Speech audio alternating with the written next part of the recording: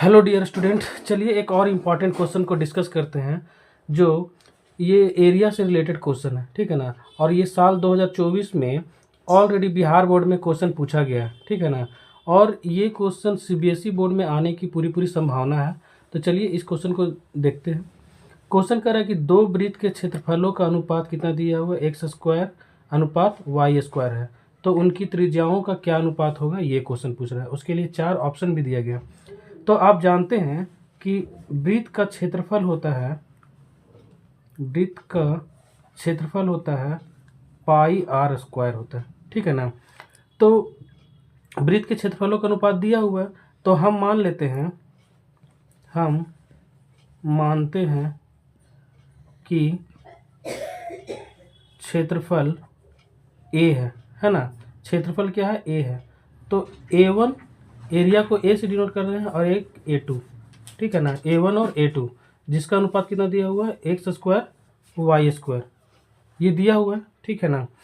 और एरिया का अनुपात दिया हुआ है, तो त्रिज्या का अनुपात पूछ रहा है ना। यही क्वेश्चन पूछ रहा है।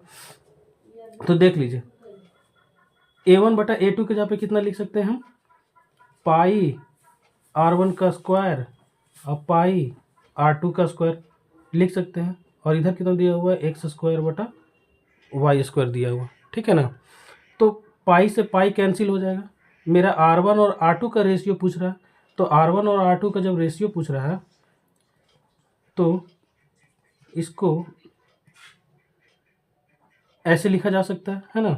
तो जब यहाँ से स्क्वायर हटाएंगे तो इस पे रूट आ जाएगा, है ना। एक्स स्क्वायर बटा वाई स्क्वायर पे रूट आ जाएगा। तो R1 बटा R2 यहाँ से स्क्वायर हटाएंगे तो एक्स स्क्वायर बटा वाई स्क्वायर पे रूट आ जाएगा, है ना। तो R1 R2 का वैल्यू कितना हो जाएगा। आप जानते हैं कि जब दो को अंदर में रहता है जोड़ा, और इसका मतलब क्या होता है कि पावर अगर दो दिया हुआ है तो इसका मतलब हुआ कि x इंटू एक्स लिख सकते हैं। उसी तरीक़ा से यहाँ पे नीचे वाई स्क्वायर है तो y इंटू वाई लिख सकते हैं, है ना।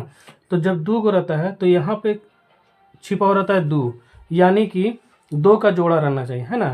तो दो को एक्स है तो एगो एक्स बाहर निकल जाएगा, और नीचे में भी दो को वाई है तो एगो वाई बाहर निकल जाएगा।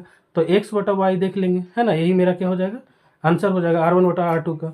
तो देख लीजिए, तो ऑप्शन नंबर कौन सा हो जाएगा डियर स्टूडेंट, यहाँ पे ऑप्शन नंबर डी मेरा सही हो जाएगा। आई थिंक ये क्वेश्चन आपको अच्छे से समझ में आया होगा। अगर वीडियो अच्छा लगा हो तो दोस्तों के साथ ज़्यादा से ज़्यादा शेयर करें, लाइक करें और कमेंट करें। Thank you dear student.